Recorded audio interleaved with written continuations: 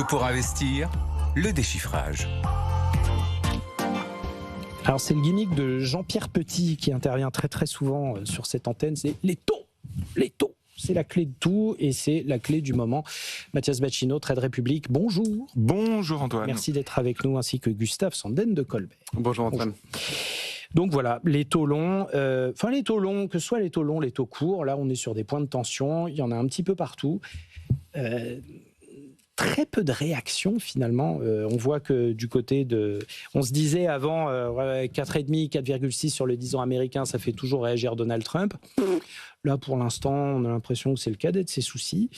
Du côté de la réunion là, à Bercy, autour des grands acteurs de l'économie mondiale, des banques centrales, etc., on a quand même Christine Lagarde qui dit « Oui, je regarde, c'est mon métier. » Bon. Là, on a une situation qui est peut-être en train de s'installer. On disait, le problème actuel de l'économie, c'est le pétrole higher for longer. Là, on a les taux qui s'inscrivent exactement dans la même dynamique. Et est-ce que ce duo infernal n'est pas en train de nous faire dérailler un petit peu? On voit que les marchés tiennent toujours, l'IA, bon, on en reparlera dans un instant, mais voilà que ce couple taux-pétrole est en train d'enrayer quelque chose de manière assez durable. Mathias Bacchino. Moi, j'ai eu hier, dimanche, la chance d'échanger avec Roland Lescure, le ministre de l'économie en amont de... Nous aussi ce matin, mais ouais. Bon. Du sommet du G7 qui a des finances, donc qui commence aujourd'hui et demain. Et à mon sens, s'il n'y a pas eu encore de communication massive de la part soit du nouveau patron de la Fed, Kevin Warsh. Alors légalement, il n'a pas trop le droit d'intervenir, il n'est pas officiellement patron, donc ils ont envoyé le numéro 2 de la Fed du coup. Là, pendant quelques semaines, effectivement, ils vont être un peu entre deux eaux, mais Christine Lagarde non plus, Scott Bessent non plus, donc probablement qu'ils essayent d'obtenir une réponse alignée aujourd'hui et demain au G7 Finance. Donc à mon avis, jusqu'à demain 18h heure de Paris, les choses vont rester un peu en suspens en attendant des conclusions. Parce que, effectivement, la situation dans le détroit d'Ormuz est en train d'avoir des conséquences économiques durables. Et les pays qui sont mal équipés pour accueillir une vague d'inflation, c'est-à-dire des pays qui ont plus de marge budgétaire comme la France. Genre nous, oui. Oui, les États-Unis aussi, accessoirement, avec leurs 9% de déficit quand même. Bien sûr, oui. Ça met sous pression de manière absolument considérable. Et la vérité, c'est que la France n'a pas... Heureusement que la France est protégée, entre guillemets, par ses centrales nucléaires face à cette crise. Mais sinon, la France n'a pas tellement de marge de manœuvre pour réagir, en fait.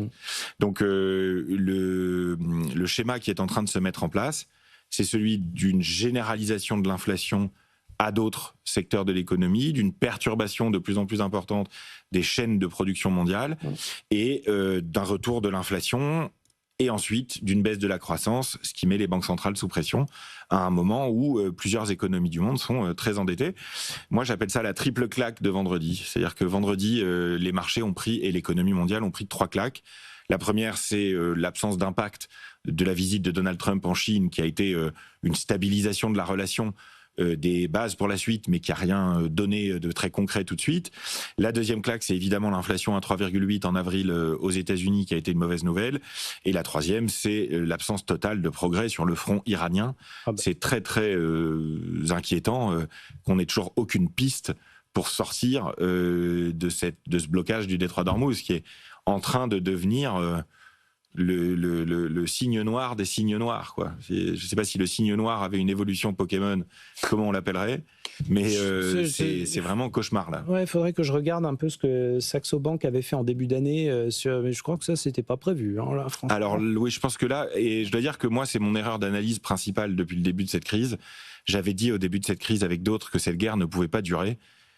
Eh bien, je me suis trompé, et c'est aussi incroyable que ça puisse paraître. Ouais, mais tout le monde Donald s'est planté Trump n'a pas de sortie, quoi, pour l'instant. Donc c'est vraiment, c'est inquiétant pour l'économie mondiale, ça c'est clair et net. Gustave Sanden, le duo d'enfer, la taux et pétrole. Ouais, ça c'est le duo d'enfer. Enfin, je dirais que les taux c'est plutôt la conséquence de l'un. Oui, les deux sont liés. Le duo, c'est effectivement les déficits expansionnistes. Ça, c'était le départ, le point de départ sur toutes nos économies. Et le complément sympathique, c'est effectivement ce retour de l'inflation. Et en fait, dans quelle mesure on peut contenir les taux avec ces deux facteurs? Pas trop, en fait. Et les premiers taux qui vont être impactés, c'est les taux longs. C'est ceux qui sont les plus exposés, finalement, au marché. On avait la semaine dernière au UK aussi, qui est probablement le pire des pays développés au niveau des taux, le retour des bonds vigilantes. Je ne sais pas si ça vous parle. C'est Oui, bien sûr. les vengeurs masqués de l'univers des taux. C'est ceux qui sanctionnent. En fait, c'est qu'à un moment donné, on se souvient de Liz Truss, elle n'avait pas fait long feu. À un moment donné, les États, plus sont endettés, plus finalement, ils sont dépendants des marchés financiers. Et les marchés financiers, c'est des analystes financiers, c'est-à-dire que si vous présentez un modèle financier qui ne tient pas, ils sanctionnent. Et ils sanctionnent comment ? En vendant. Et c'est ce qui se passe. Et donc malheureusement, je pense qu'il y a effectivement ces deux effets qu'on mesure aujourd'hui dans les taux. Et c'est évidemment des conséquences pour l'économie. Le gros mot avec un R commence vraiment à repointer le bout de son nez. C'est-à-dire récession. Pourquoi ? Parce qu'en fait, l'économie mondiale dépend encore aujourd'hui principalement du pétrole. On avait quelques réserves stratégiques, en Chine évidemment, mais également en Europe, dans lesquelles on est déjà en train de puiser. Et tout le monde n'avait pas ce luxe. Et je peux vous dire que dans certains pays d'Asie et en Afrique, il y a déjà des gens qui sont assignés au télétravail. On est déjà sur du rationnement sur le pétrole. Donc tout ça, c'est du PIB qui n'est pas réalisé. Donc ce niveau ou ce gros mot, là, on n'est plus dans de la spéculation. On est dans... en fait, il y a tout simplement une économie qui n'a pas lieu. Il y a du commerce qui n'a pas lieu parce que en fait on est effectivement rationné. Donc tout le monde n'est pas autosuffisant énergétiquement et surtout pas au niveau du pétrole comme les États-Unis, ce qui leur donne peut-être une perception biaisée du monde, mais malheureusement ils commercent avec d'autres. Ils en ont chez eux, oui. C'est sûr que ça change un petit peu la donne quand on analyse. Guillaume, une piste de réflexion du gouvernement français qui m'a terrifié la semaine dernière. Ils ont dit donc les taux remontent, on est à 3,85 je crois sur le 10 ans français. Oui, ça va coûter 3,81. Ça va coûter littéralement 3 à 5 milliards d'euros à l'État cette année. Bien sûr. En intérêts supplémentaires c'est le coût de la dette. Oui. Et l'une des pistes du gouvernement pour compenser ce manque à gagner fiscal, c'est c'est tellement compliqué que j'arrive même pas à le dire, c'est de retirer des exonérations de charges sociales sur les entreprises, en gros, de rendre le travail encore plus taxé en France qu'il n'est déjà, non pas en augmentant les taxes, mais en enlevant des ristournes de taxes qu'ils avaient données aux entreprises, tellement le coût du travail est élevé en France. Donc si l'idée du gouvernement, c'est de sanctionner encore un peu plus le travail en France, là, franchement, je ne sais plus quoi dire. Toujours se méfier des amorces à la pêche. On connaît le procédé, mais... là, je tiens à leur signifier que ce n'est pas une bonne idée. L'eau est froide, là. Oui, c'est aussi une bonne idée de mettre ça en exergue pour montrer que certaines pistes sont un petit peu hasardeuses. Bon, au-delà de ça, Gustave Sanden, moi, je remarque de plus en plus d'invités autour de cette table, semaine après semaine, qui constatent la pontification de la courbe des taux et qui disent on va peut-être bouger les curseurs sur la table de mixage, et notamment du côté de l'allocation d'actifs. Sans compter que, et c'est Léa Lejeune qui nous mettait le nez dessus en fin de semaine dernière, quand on commence à toucher à des produits un petit peu compliqués, genre les produits structurés, où il y a un petit peu de taux dedans à différentes maturations, il y a des rééquilibrages à faire qui nécessitent vraiment qu'on soulève le capot et qu'on voit pourquoi ça ne marche plus. Donc, est-ce que là, les prochaines semaines vont pas être une sorte de grand jonglage entre les différents paramètres de ce qui est en train de se passer sur les marchés pour beaucoup de gérants? Ce qui se passe, c'est que quand même, je le rappelle, quand les taux augmentent, la valeur des obligations baisse. Voilà, c'est le mouvement simple, classique. Mais je préfère le rappeler pour planter le décor.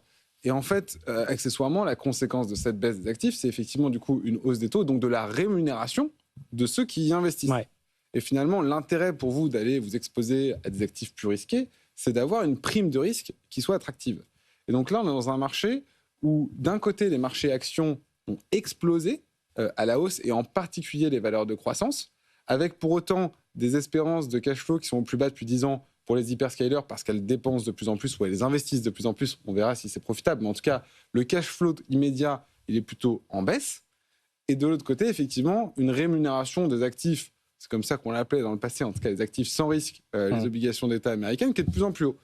Donc, effectivement, il y a des questionnements à se poser sur ce rebasculement. Quel est votre intérêt d'aller chercher cette prime de risque dans cet univers de marché, et ça vaut effectivement pour tout, quelle que soit finalement la tacticité qu'on va appliquer à son portefeuille. Le produit structuré, pour moi, c'est pas une classe d'actifs en soi, c'est un outil tactique qu'on peut utiliser dans le cadre d'une allocation financière, mais les grandes allocations, les grandes masses, là où les obligations avaient quand même été un petit peu oubliées pendant presque une décennie, avec des rémunérations presque à zéro, elles sont quand même un petit peu revenus dans les portefeuilles depuis 2022, peut-être encore plus demain, au détriment des actions et au détriment des actions croissance. Mais force est de constater que tous ceux qui anticipent trop ces scénarios, ça leur coûte très cher parce que les actions de croissance sont encore celles qui font toute la performance des indices. Bah oui.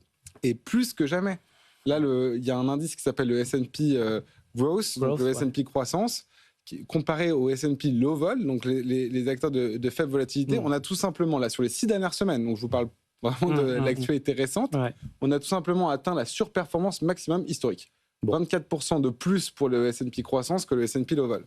Dans cet environnement. Donc, on a effectivement un marché qui est extrêmement dur à lire, avec une croissance folle de ces acteurs de la tech et en même temps des conditions de marché général et notamment de risque qui sont pour le moins perturbantes. Alors là où on va rajouter un petit peu de harissa au bouillon, c'est que précisément ces grands acteurs de la tech, ils s'endettent.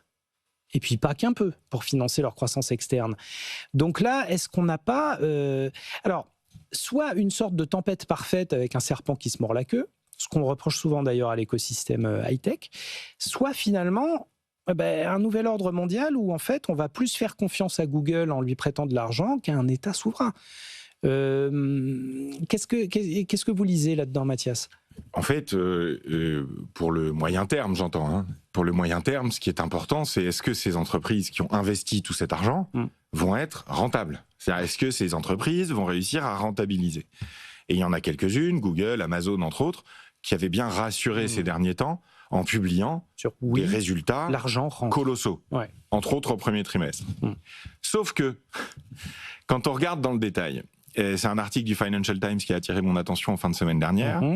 En fait, vous avez, pour simplifier, une large part de ce résultat qui vient en fait de ce qu'on appelle other income, c'est-à-dire les autres sources de revenus. C'est les ventes de t-shirts, en gros. Les sources. C'est le merchandising. C'est l'Élysée qui avait publié autres revenus, c'est la boutique de l'Élysée. Voilà, là, en l'occurrence, on a tout simplement Alphabet donc, et Amazon qui ont enregistré 53 milliards de dollars de other income au premier trimestre. C'est 60% de leur résultat net. Alors, qu'est-ce que c'est que ce other income, donc, qui ne vient pas de leur business model classique ? C'est tout simplement la réévaluation à la hausse de leur part dans Anthropic et OpenAI, les deux géants désormais de l'IA, dont la valorisation a été très fortement augmentée ces derniers mois par des levées de fonds successives. Et en fait, on se retrouve donc avec Alphabet qui a 37,7 milliards d'other income au premier trimestre, Amazon 16 milliards, Microsoft 7 milliards.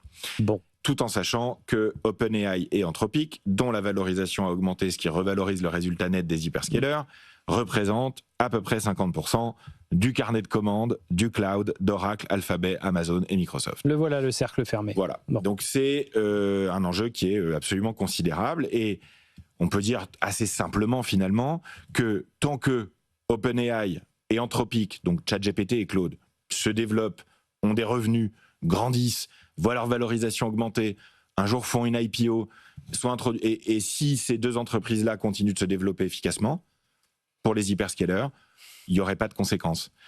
Voilà. Je note que pendant qu'on s'inquiète de la bulle IA, on a quand même Arthur Mensch à l'Assemblée nationale dans une audition que j'encourage tout le monde à regarder la semaine dernière, qui nous dit que en attendant, il n'y a pas de fonds de pension en Europe. Merci Arthur. Et comme il n'y a pas de fonds de pension, on n'est pas en train de construire des data centers en Europe dont on aurait pourtant besoin. La France est occupée à se débarrasser de son surplus d'électricité, si je vous jure, qui nous coûte de l'argent, alors même que le monde entier est à la recherche d'électricité pour construire des data centers, juste parce qu'on n'a pas les capitaux pour les construire. Donc c'est une raison de plus de défendre l'Union européenne de l'investissement qui malheureusement n'avance pas. Totalement, on assiste à un serpent qui se mord la queue niveau intelligence artificielle aux États-Unis. C'est plusieurs serpents qui se mordent la queue, finalement, si on regarde bien. Mais du coup, qu'est-ce que ça vous inspire, Gustave Sanden ? On reste sur ce marché hyper concentré et purée, il y a intérêt que ça marche parce que tout est assis dessus, finalement, au vu de toutes les tensions qui se développent par ailleurs. Tout est assis dessus au point que j'ai appris notamment ce week-end que Nvidia typiquement publie, vous l'avez peut-être remarqué, après les autres hyperscalers. Oui. Pourquoi ? Parce qu'en fait, on peut prédire à l'euro près presque leur chiffre d'affaires en fonction des publications des autres. Ouais. Et donc, s'ils publiaient en avance, ça révélerait des informations potentiellement sur les dépenses des uns et des autres. Donc, ça vous dit le niveau, effectivement, d'endogamie qu'on peut retrouver dans ce secteur. Néanmoins, il y a quand même un usage massif qui se propage de ces outils d'intelligence artificielle. Donc, je pense que les risques de bulles sont plus sur les infrastructures que sur l'usage qui est réellement là et de plus en plus dans tous les secteurs et dans tous les pans de l'économie. Mais effectivement, la question qui peut aussi se poser, c'est si ça marchait, comment ça va être possible d'avoir des acteurs de cette taille et comment va-t-il y avoir une concurrence possible ? C'est ça, sans que ça provoque des déséquilibres profonds. C'est peut-être aussi ça qui est pris en compte dans les cours en ce moment, l'agitation par ailleurs. Finalement, c'est ce stress. Alors, pour ce qui est d'NVIDIA, c'est au sens strict de l'économie un monopole absolu. Pour les autres, c'est quand même un oligopole assez marqué.